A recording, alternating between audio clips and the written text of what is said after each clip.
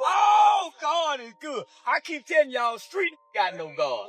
God do not look out for street. Boosie really thought he wasn't going to jail for that pistol. I knew he was going. Well, wait. Y'all, Boosie Badaz is staring down the kind of reality that no rapper ever wants to face. A potential 10-year federal sentence in his gun case. And just when you'd think the hip-hop community would rally behind him, guess who popped up right on cue to clown him? Charleston White. The man didn't waste a second. The moment the news hit the blogs, Charleston was on live acting like it was Christmas morning. He was grinning ear to ear, sipping his drink, talking reckless, saying he always knew Boosie would end up back behind bars. For Charleston, this wasn't tragedy, it was comedy. He bragged that he had been waiting for this day, like watching Boosie fall was his personal Super Bowl. He even said straight up that he wouldn't care if Boosie never walked back out of those prison gates. And the crazy part, he meant every word. Meanwhile, Boosie himself has been singing a completely different tune. Earlier this month, he told fans he had finally accepted a plea deal. He said he was tired of fighting a system that seemed determined to bury him. That's the wild part, because this wasn't even Boosie's first rodeo with this case. A lot of things this case has stopped me from doing, traveling all across the world, so I just want to get it over with, and, accept my guilty plea. I'm ready to get over with. Anything you want to say to your fans? Just say a prayer for me. I just need prayer. I don't need nothing else. Well, Charleston White was celebrating you taking the plea deal. I think he even said he hopes you die in jail and stuff like that. Yeah, I heard. The biggest thing right now was that you actually accepted a plea deal for your federal gun case. Yeah. Now, how long have you been fighting this thing from the very, very beginning? I've been fighting for probably 3 years. 3 years. The charges had already been dismissed once, back in 2023, after a Supreme Court ruling went in his favor. The judge dropped the case, and for a second, it looked like Boosie was finally about to catch a break, get back to focusing on his family and music. But the feds weren't done with him. They came back harder in 2024 with a re-indictment for the same thing, being a felon in possession of a firearm. And let's be real, that charge alone is brutal. For anyone else, it's already a near impossible thing to beat. For Boosie, with his history, it's practically a death sentence for his career. He was tired, worn out, and instead of gambling on a trial, he folded. He admitted it himself. Boosie said, "I wasn't gonna go to trial with it from the jump. I feel like this is the right move for me. I trust in God, but I'm tired of fighting." When he wrote that online, you could feel the exhaustion. This wasn't the old Boosie who loved trolling and clapping back at everyone who came for him. This was a man broken by the weight of the system, typing out words that sounded like resignation mixed with prayer. Fans could tell he wasn't just trying to put up a front this time, he sounded drained. And that's exactly when Charleston White decided to stomp on his neck. The man went live, smiling like he just hit the lottery, and started clowning Boosie with zero remorse. Charleston White said, "Going to jail. Oh, God is good. I keep telling y'all, streets ain't got no God. God don't look out for the street." Boosie really thought he wasn't gonna go to jail for that pistol. I knew he was going. He going to jail. All that newborn baby. Boosie won't get to see that newborn baby until that baby be walking and talking.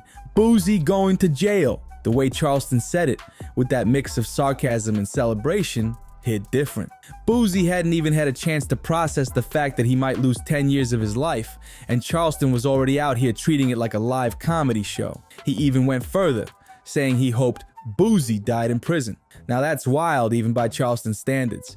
But if you've been following him, you know this isn't new. This man has built a whole career off being the loudest troll in hip-hop culture, and his obsession with Boosie is personal. See, Charleston doesn't just clown Boosie randomly. He makes it a mission.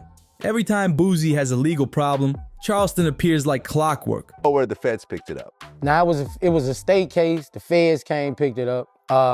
They had a ruling in the Supreme Court that went in my favor, and the case got dropped by the judge. The case got dropped. It's like he has a radar that pings the second Boosie's name hits the blogs. That's why people are asking, why does Charleston White hate Boosie this much? And the answer goes way deeper than just internet trolling. Their beef goes back years, all the way to late 2022. That was the moment Kanye West had the world in chaos with his White Lives Matter shirt. Everybody was heated. Celebrities were weighing in left and right, and Boosie, always the one to speak up for the culture, stepped in and said Kanye was being disrespectful to black people. Honestly, most people agreed with Boosie. It was one of those rare times when he was seen as the voice of reason. But Charleston White? Nope. He jumped online blasting Boosie for even daring to speak on Kanye. And Charleston didn't stop at Boosie.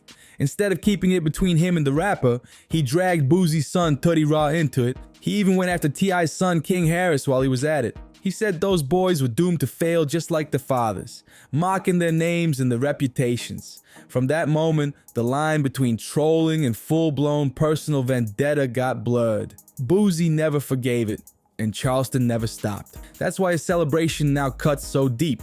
This isn't just Charleston laughing at another rapper's downfall. This is years of built-up animosity spilling out. He's been waiting for this exact moment, and now that it's here, he's relishing it. But let's zoom out for a second and look at Boosie's side.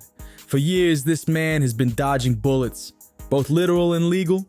Baton Rouge tried to eat him alive. He's survived cases, beat charges that would have sent other men under, lived through beefs, health scares, everything.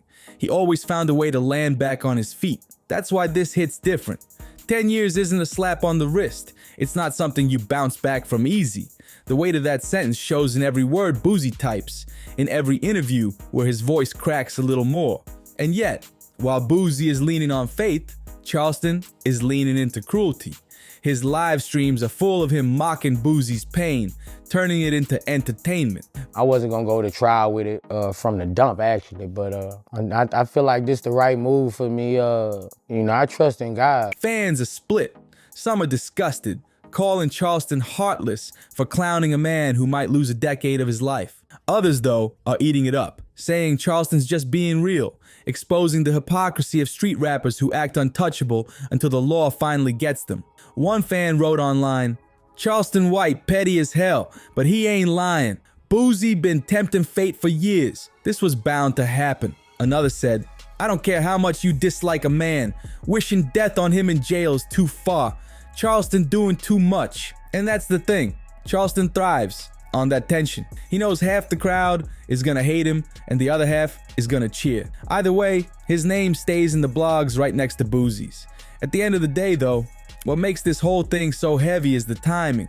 Boosie just welcomed a newborn baby. He's out here talking about fatherhood, trying to post about family, dropping emotional captions about trusting God. And Charleston White is literally celebrating that he won't get to raise his child. The contrast is insane. Think about it. A man looking at 10 years in prison, trying to hold on to faith, trying to convince himself this is God's plan. And another man grinning ear to ear saying, "Good riddance," and hoping he dies behind bars. That's where this beef is now. It's not rap. It's not jokes. It's not clout chasing. It's ugly. It's personal. And it's cruel. For Boosie fans, the next few months are crucial. The sentencing could lock in that decade-long stretch. If it does, we might not see Boosie free until the 2030s. Going to jail! Oh, God! Oh, God is good. I keep telling y'all, street ain't got no God. God do not look after street. Boosie really thought he wasn't going to jail, but I knew he was going. She going to jail. All that newborn baby Boosie won't get to see that newborn baby till that baby be walking and talking. Boosie going to jail. That's a lifetime in hip-hop years. And for Charleston, it's just more material, more fuel to feed his persona as the ultimate troll of the culture. So here we are, Boosie Badazz, a man who spent his whole life fighting to stay free, might finally be caged for a long stretch. And Charleston White, the man who's made hating him a hobby, is celebrating it like it's the best news he's ever heard. Love it or hate it, this is one of those moments that will go down in hip-hop history, the day Boosie's fate was sealed and Charleston White popped champagne, because in the end, this ain't just a court case. This is legacy. And whether Boosie spends the next decade behind bars or not, the way Charleston White turned his downfall into a live comedy show will be remembered as one of the coldest, pettiest, and most disrespectful moves we've ever seen. Months after Charleston White first lit up the internet clowning Boosie Badazz, the disrespect didn't stop. It just grew louder, nastier, and more personal. And what made it worse was the fact that Charleston seemed to know exactly which buttons to press. He didn't just target Boosie, he dragged his family, his career, and even his health into the spotlight. The tension boiled so high that when Boosie finally broke his silence on Vlad TV, you could hear the frustration in his voice. He wasn't scared of Charleston. That's never been his style. But he was cautious. Because, in his own words, Charleston wasn't just another loudmouth troll. He was someone who could get a man locked up if you even breathed wrong in his direction. Boosie said, "I can't respond to that because once I see a man go up there and say he gonna put your ass in prison, even if you threaten him or say something about him, and he's got facts to where he's put people in prison, I can't take a chance of getting involved with that." Well, listen, I don't want anything to happen. He gonna call somebody. I've seen him on some bull. He gonna call somebody. Think about that. This is Boosie, a man who's beaten cases that could have ended his life, survived Baton Rouge when bullets were flying like raindrops, and outlived beefs that would have swallowed other rappers whole. For Boosie to admit he has to tread lightly around Charleston White, that shows how deep this mess runs. Boosie wasn't scared of Charleston physically. He was scared of the system Charleston brags about using. Charleston has no shame in saying he calls the cops. Put your in jail, waiting for the FBI to send me the right kind of number. Cause I'm finna make a report on your mother and people. And you make the man call your name specifically. The promoter specifically said your mother little. He implemented you and implicated you. Finna go to jail, back to jail. You gonna be on your knees, but them knees gonna be bleeding again. Files reports, sets people up, and then laughs about it online. That's not street code. That's paperwork warfare. Even though Boosie played it cool in the interview, you could tell Charleston was living rent-free in his head, and it didn't take long before things escalated again. Early 2024, the beef spilled into a whole new arena, internet culture. Aiden Ross, one of the biggest streamers online, was supposed to host Boosie on his stream. Fans were hyped, but then Boosie passed, not wanting to deal with Charleston's shadow hovering over the whole thing. Next thing you know, Aiden flipped the story completely. He jumped online and claimed he turned Boosie down, out of loyalty to Charleston White. That lie exploded across social media. Suddenly, it wasn't just hip-hop blogs. Streamers, gamers, random kids on Twitch were talking about Boosie and Charleston like it was a boxing match. The situation got so messy that DJ Vlad himself had to step in. Vlad dragged Aiden for trying to play loyal soldier to Charleston White, pointing out that Charleston had literally praised Hitler and denied the Holocaust. Vlad basically told Aiden, "This is the man you're riding for?" That dragged the entire mess into a bigger conversation about how Charleston's name was becoming clout currency. People weren't just trolling for fun anymore. They were attaching themselves to Charleston because they knew his chaos guaranteed clicks, even if it meant siding with someone who was publicly clowning a man facing a decade in prison. And Charleston, he loved it. The man thrives on attention, and the more people fed into his narrative, the harder he went. By March, he was back online claiming Boosie had allegedly warned promoters not to book him. No proof, no receipts, just vibes. But Charleston doesn't need proof. He says it loud enough, he says it often enough, and suddenly, people believe it. He turned it into another rant, swearing he'd already reached out to the feds and was ready to get Boosie jammed up over what he framed as threats. He even went so far as to drag Boosie's health, mocking him in ways that were cruel even for him. Charleston White said, "I'm gonna put your ass in jail, waiting for the FBI to send me the right kind of number because I'm gonna make a report on your mother." A street kid. I'm not a criminal. I'm a kid who was raised to tell the truth. When my mama come in and say, "Son, what happened?" "Mama, I didn't do that." I got a paid for a lawyer. I got two lawyers, Carl Mallory and Louis Stearns. Louis Stearns became Judge Stearns, Judge Louis Stearns. But nigga, I had two paid for lawyers. My mama is a well-to-do mama.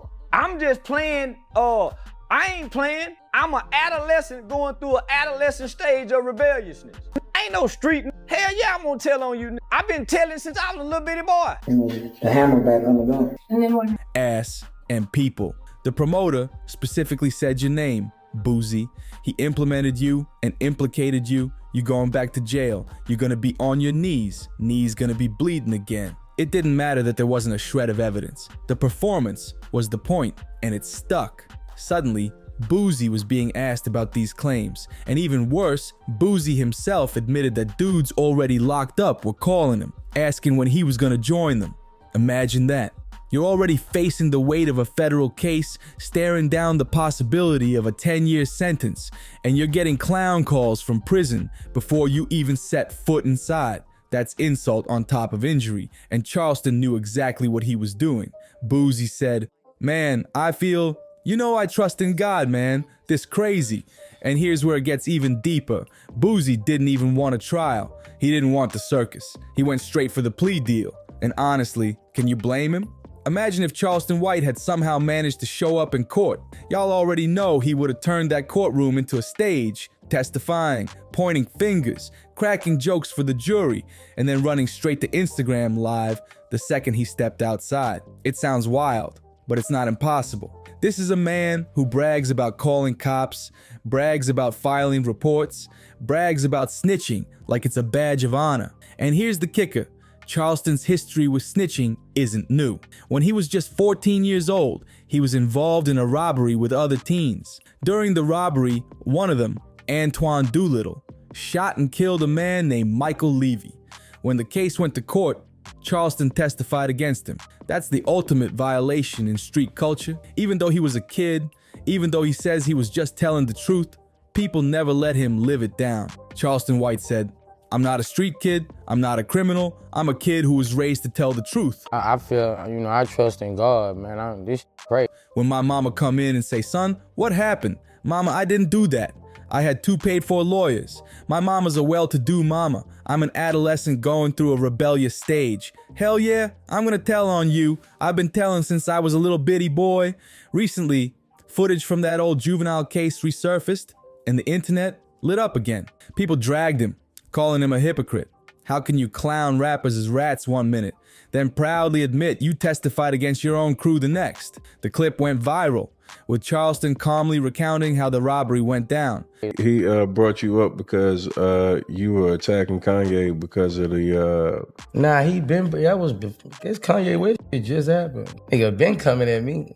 He been coming at me. It's just, I can't respond to those people, bro. Like, that's a danger to what I got going on. You can't take no risk of losing it behind, How a shot was fired, and how he told the truth in court. He was asked in the clip, he pulled it off, and there was a hammer back on the door, and then what happened? Charleston responded, he fired. The internet went crazy, but Charleston, he doubled down. He said he never lived by street code, never wanted to, and doesn't care who's mad. In his mind, snitching isn't a dirty word, it's survival. And yet, the irony is too heavy to ignore. This is the same man who calls other rappers rats, mocks them for paperwork, while openly bragging about his own. Stack it all up, and you start to see why Boosie skipped trial and went for the plea. The last thing he wanted was to risk a courtroom where Charleston White could insert himself, even indirectly. Boosie knew Charleston would have turned his pain into a punchline, his case into a comedy sketch. And that's the nightmare scenario for any man trying to hold on to his freedom. That's why Charleston's celebrating so hard right now. To him, Boosie's downfall is confirmation. It's karma. It's validation that everything he's been screaming, all the trolling, all the mocking, all the claims that Boosie is a fake street legend bound for a cage. I ain't really got no opinion on him because, my opinion can send me to prison. So I ain't really got no opinion on him. Once you go to threaten people's kids, talking about you gotta lie. So, I ain't the one gonna do all that. I ain't gonna do all that. You know what I'm saying? It's just, hey. Certain people you can't really express opinions on, and he one of those. You can't express how you feel because you might end up in prison. And I ain't getting tricked out. Is finally real. He's been waiting for this moment, maybe even praying for it. Right now, Boosie isn't behind bars yet, but with the plea deal in play, he's closer than ever to a 10-year stretch. The streets are split. Some are laughing with Charleston, saying Boosie brought this on himself. Others are riding with Boosie, saying Charleston's obsession is creepy, evil, and disrespectful. But no matter which side you're on, one thing is clear. If Charleston's this loud while Boosie is still technically free, just imagine the circus he'll create if Boosie actually gets sentenced. The man will probably be online with balloons, cake, and champagne, live streaming his celebration while Boosie packs up for prison. And that's the cruel irony. Boosie is trying to hold on to God, on to faith, on to family, posting about his newborn, talking about love and legacy. And Charleston White, he's holding on to hate. He's making content out of another man's collapse. To him, Boosie's pain isn't tragedy, it's entertainment, and in a twisted way. White folk, Boosie, you done got too much. You done let these niggas play you too this internet book dumb and it. Say what Lil Tootie gonna do now? What Lil Tootie say? Listen, Vlad TV. Vlad post everybody going to jail, but somebody tag Vlad TV. That's why people keep watching, because this ain't just a case anymore. This is a saga, a battle between a man trying to cling to dignity in the face of a decade-long sentence and another man dancing on his downfall like it's his biggest victory. And in the end, the only question left is this: will Charleston White finally get the finale he's been waiting for? Boosie behind bars, locked away, silenced? Or will Boosie somehow flip the script one last time and walk free? Whatever happens, one thing's for sure: if Charleston has anything to say about it, the circus is only just beginning.